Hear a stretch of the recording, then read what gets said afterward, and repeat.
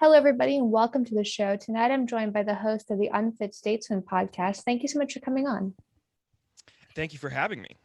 So, I wanted to have you on because I've had on a lot of people recently to talk about the current state of American politics, and it's kind of all been a little bit wishy-washy. And I kind of wanted to have a bit of an irreverent conversation where we're not towing party lines as much. And I've been on your podcast, and I know it's definitely something that you do when you interview people. So just to start off, what do you think about what's going on with the two major parties right now? Are you disappointed? Are you in the more positive side? What's your opinion? No, there's no saving. There's no saving what's been created in this dichotomy that's been created in American politics. It's become not only is it's I don't even know if you can call this, like, if the two-party system is what's ruined America. The two parties have merged at the upper echelons of the political hierarchy, and they really, on in the lower level politics and social issues, they pretend to have this fierce debate and back and forth, and live by this code of ethics and code of political ideals that they've mapped out for themselves in the party. But at the top, I mean, these people, like I said, like Mitch McConnell, the Bidens, even the Kushners and Trump, you'll notice that a lot of them have very similar cash engines from foreign adversaries, and so it's like this two-party system. It's like, yes, this is a two-party system, and there's a reason why they keep it that way, because the limiting in options and the number two, it helps fuel a bit of that tribalism at the lower levels of the political hierarchy, along with politics in society in general, and just talking about like the political debate and the political conversariat. But like I said, up at the top, it's kind of all the same to me, in the sense that the corruption and the influence that's leading to the corruption and poor policy decisions seem to come from the same places. And so, yeah, the two-party system is, I don't know. I mean, I would like to say that just throwing a third party option would solve everything. I don't know if that would solve everything. It might help a little bit, but just the system in general right now it's gone. It's I don't I I'm not I don't have the intellectual capacity to even put a minor solution forward other Right. than a third party. I just have no idea, you know? Yeah, and that's something that I've wondered about is what we do in the future. Because a lot of what I've heard is the solution is just get a Republican elected, or the solution is get a Libertarian elected. And I sit here and as a 22-year-old and I wonder, is this system going to last another 50 years? And that doesn't seem to be a conversation that certainly Republicans want to have. And Democrats don't believe the system's going to last, but they believe they're going to be able to control the creation of the new system. So, I mean, do you think we're looking at not even a realignment, but a restructuring of the American government system? Is that something that younger people want to do or can do? Um Probably. I think it's inevitable that it has to be restructured. I mean, the economy Yeah. that we're seeing is going to force restructuring whether we like it or not. We are on a bubble that's getting close to popping, and it's going to be a big pop. It's after the massive printing of money in 2020. What does it say? Like 80% of all dollars in circulation were printed in 2020. The Fed has ruined any chance of bouncing back economically from COVID, and even if say you could purge the parties of corruption and get new fresh faces in who have their benevolent leaders and have their constituents' best interests at heart. Nothing really. I mean, there's only so much that Yeah. could do with what's already been created. We're already seeing this massive snowball rolling down the hill, and we can hope the weather warms up and it melts a little bit, but the snow's too big. Like, you can't melt that much snow. It's just there's too much. There's too many things, and so I don't know if the left seems to think that we can just decouple completely with like what they call like the systematic corruption or the systematic oppression or whatever, because left is very focused on social issues. They have no interest in having a serious debate about the economy or anything that actually affects the people that they claim to care about. but like they have this thing where they're like, we can just let the system fall, and we'll just build back up from there, and we're going to build this new, sort of globalist, open, free, like what people think Greek, Yeah. like ancient Greek Yeah. life was, where people were just sitting around in open-toed sandals and reading books. It's like, you have no idea, first of all, the collapse, that revolution that you're talking about, the pain and the suffering that would come from a truly like a catastrophic collapse or revolution that they talk about, that would be incredibly torturous for a lot of Americans. And so they just kind of breeze over that, and they're like, yeah, we'll do that, and then we're going to build, and everything, and then they start talking about, yeah, everything's going to be clean energy, Yeah. and every person's going to have a Tesla and a home with modern architecture and a minimalist interior design. It's like, you're not, I think you're skipping over a lot of the really bad things that are going to happen in between. And even if we could get through all of those bad things, there's no guarantee on the other end that any of that works out. There's no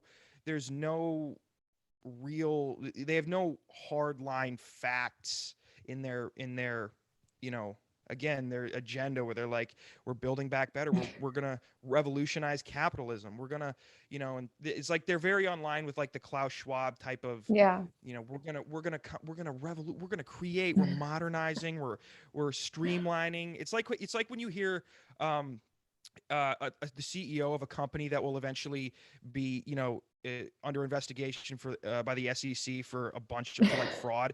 It's like the CEO of those companies, like an Enron, where they're like, we're Yeah. streamlining, we're getting younger, sleeker, sexier, and that's what like the Democrats, they do. They're like, that's what we're doing with capitalism. That's what we're doing with the economy and society. And it's like, oh, okay, all right, That's well, not going to work out long term. yeah, no, it can't. No. Just no. And on the flip side of that, as someone who's working in Republican politics and involved in that's really, the idea seems to be that we're just like going to go back to the pull yourself up by your bootstraps culture, and it's all going to Yeah. be fine, and don't worry, just read your pocket constitution and it's going to be great. And that's just not the reality. That's just not what's going to happen. And we're getting ready. I think we're edging towards the primaries in 2024 already. And I'm hearing things like Trump should run again. We should go back into that. And I think in 2016, a lot of young people felt like Trump was the rule breaker because he was framing himself as somebody not in the establishment. He was in trouble all the time with the media and the powers that be. So he was kind of the cool guy. And I wanted to ask you, do you see Trump as the cool guy in politics anymore? Do you see him as being on the outside of it all? Because I don't see him as being on the outside of it all anymore. Yeah, I don't think he was. I don't think he ever was on the outside. People did sort of label him as an outsider, but again, this echelon of society that we're talking about. They're all in the same. This is the same friendship circle. Right. This is the same, or business circle. It's all the same. I think that what Trump did that was really important was calling out. He was the first politician who very bluntly called out uh, the mainstream media's insanity, and he really brought that to a large population of conservatives that otherwise I don't think would have even. I mean, they know about like the mainstream media and the left, CNN. They already didn't like Stelter, and Yeah. for a good reason. Um, he's a literal D battery. Like if you watch his show, if you painted him in a gold and black spiral down, he's a D battery. He's built like a D battery, and it's disgusting. He's truly a disgusting human being. He should not be on television just based on his looks. Never mind his horrendous commentary. Um, but yeah, Trump was not. He's not an outsider. He did some things. He did some outsider-ish things. Right. He had some characteristics. I like that he called attention to, there was, corruption with the FBI and the intelligence communities working against him, and he would just call that out. And see, because I like that, because then again, not a lot of people. I'd never heard a conservative before Trump trash the FBI Yeah, no, that didn't ever. happen. That was sacrosanct. We couldn't do that. We couldn't bring Hmm. it up at all. And that was So definitely a big change. yeah, and those are some things I like that about him, because, and that was like, was supposedly that was what the left was supposed to be doing, like, criticizing the intelligence community for having their hands all over foreign politics and their privacy breaches and in the homeland and everything. So he's interesting. I don't think he's an outsider, but I think he's as outsider as it has ever been. Yeah, So I think that's true. it's And something. we definitely have gotten things from Trump. I don't think that we're without anything from him, but there's this almost generalized delusion, I think, amongst conservatives and Republicans and even some independents that we can just return to the past after Biden. That even if we get Trump in or we get someone like him, it'll just be all good again. And in terms of real world issues like gas price rising, like the cost of food undoubtedly rising throughout the country and really throughout the world right now, do you think that the Republicans can win off those issues? Is it enough to overcome this stranglehold that the left has on culture, has on pushing social issues to the top of being on everyone's concern list? It it would work. It's going to work. I think the Republicans are in a short-term positive situation right now because everybody knows how bad the economy is. No matter how many times Jen Psaki comes on and says this is Putin's price hike, Yeah. nobody believes it. Okay, nobody in their right mind believes that. So everything, because liberals have it, the Democrats have everything right now. They have the House, they have the Senate, they have the executive branch, and so everything that's happening that is horrible, which is a lot of things, is all of it's directed toward, again, that main conglomerate of power in politics right now. It's the Democrats, um, and for now, Republicans have moderately capitalized on that strategy wise, and are probably going to leverage that to have big wins in the midterms. And most likely, I think the next president will be Republican. The problem with this strategy of like blaming inflation and the economy on Biden and the Democrats is that, yes, Biden's policies, they've certainly not helped the economic situation or inflation. They've aided it in some forms, but the fact of the matter is, Biden, it's not really Biden's fault that Right. the economy's horrible. It's not Biden's fault that we're seeing a surge in inflation and a stagnant wage. There's no movement in wages with the inflation. That's really not Biden's fault, and it's because the president doesn't have a ton of control over the economy.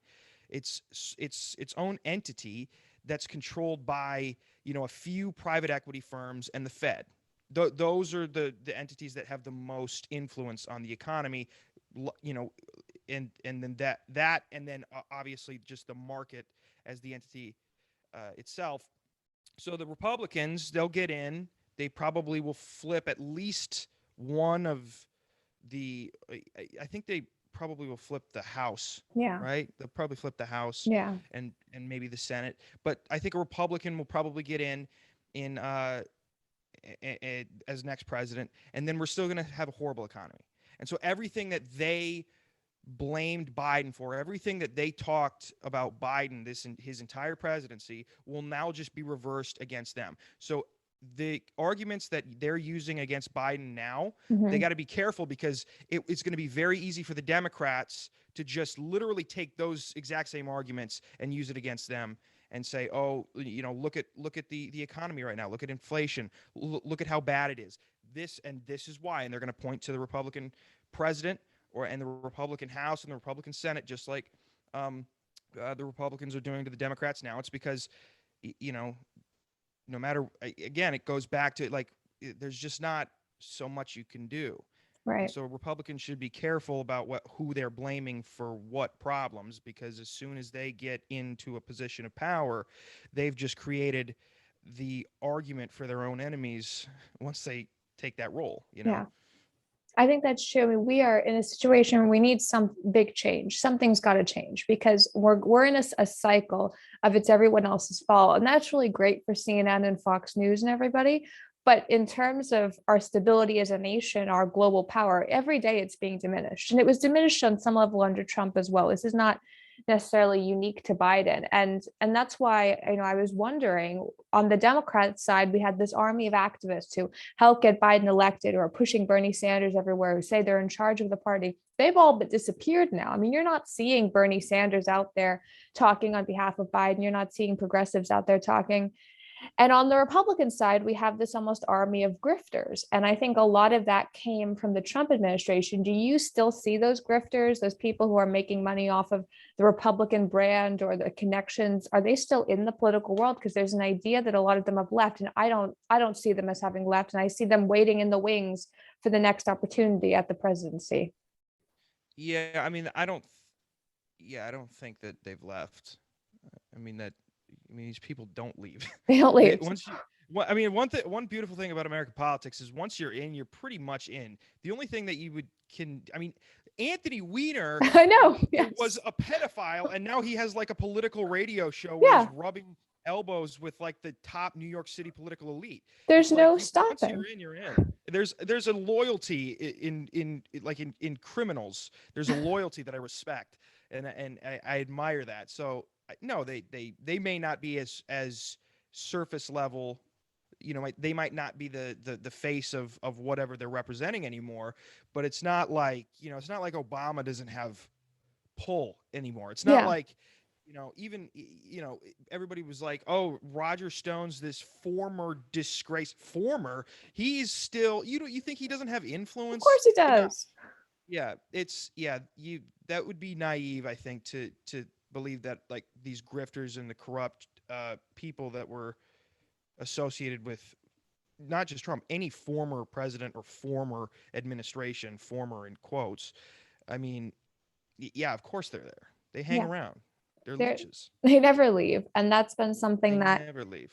I think young conservatives are really, really naive about. They think, oh, we'll just get a new group of people, there'll be new strategists and everything, as if, the second Bush wasn't using people from the first Bush, and the Trump campaign didn't use people from the McCain campaign. That happens. There's not this line in the sand of no one's allowed to cross into each other's administrations.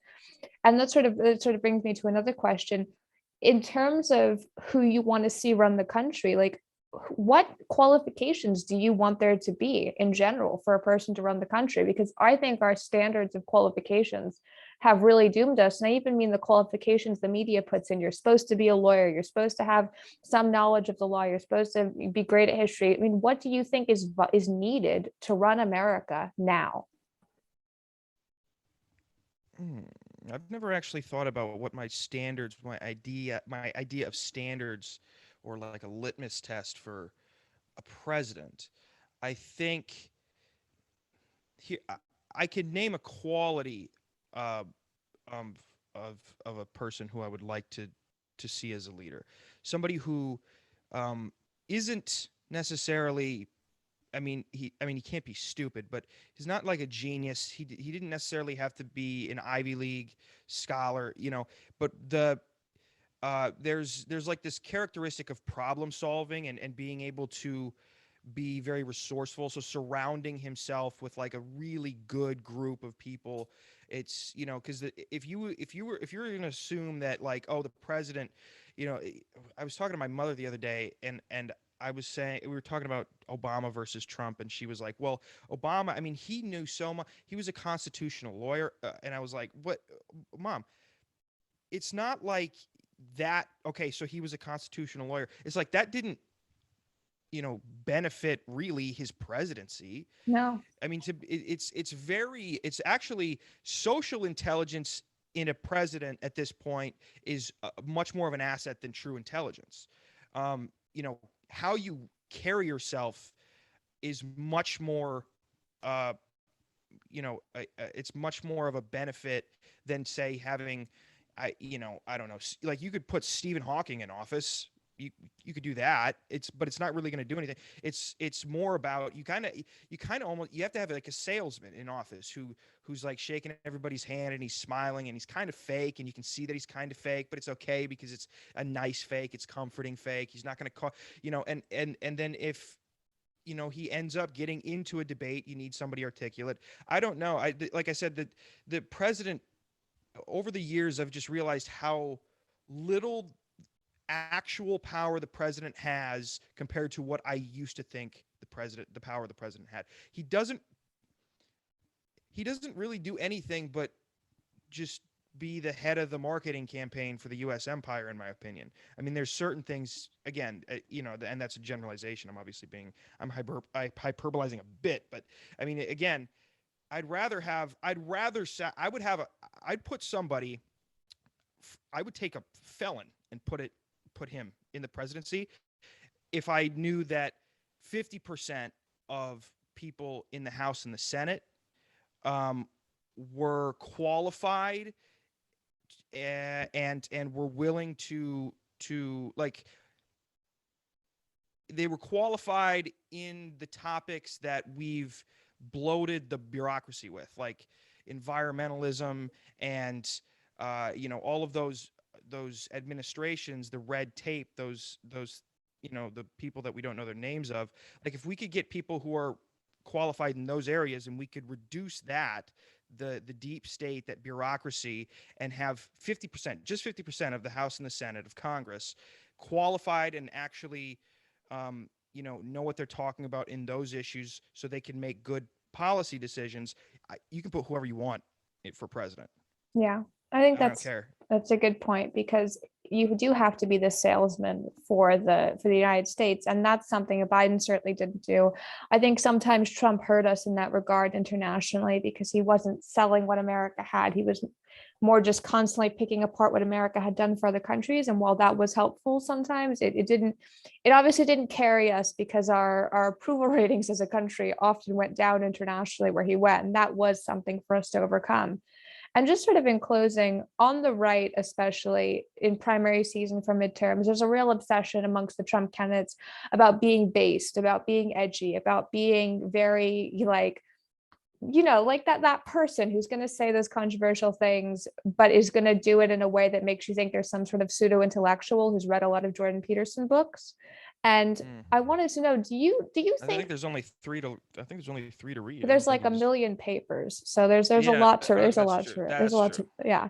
Do you think that being based and being like that, does it matter anymore to young voters, or are we at a point maybe where it really is just about what can you get done for us? Because I don't particularly think it matters as much as it used to. No, it was the based thing was just finally there were enough people who were willing to say we're done with woke. That's what really it was. Because based, when it first started, was just kind of saying crazy stuff, which is great. That's fine. And then you're right, it moved into like this pseudo intellectual thing where, now if a politician is like has a staunch position on not teaching gender theory to a first grader, it's like they're based. Yes, you're like, that's based. And I'm like, oh, common sense is based now. I'm living a based life then. I'm sitting on a couch as opposed to the floor because I picked a better option because I have common sense. I'm living a based life. That's going to be, I want you to title this episode "A Based Life" with Zach Brown from Unfit Statesman. I'll get right on that. Yeah. And yeah, I don't think it matters too much. It's still there, but I think it's a Twitter thing now. It's not really it doesn't have as much political influence as it used to be. It's a Twitter thing.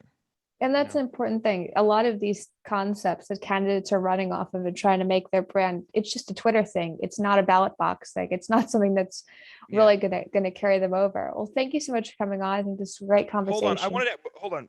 Before you go, do you think Trump's gonna run again?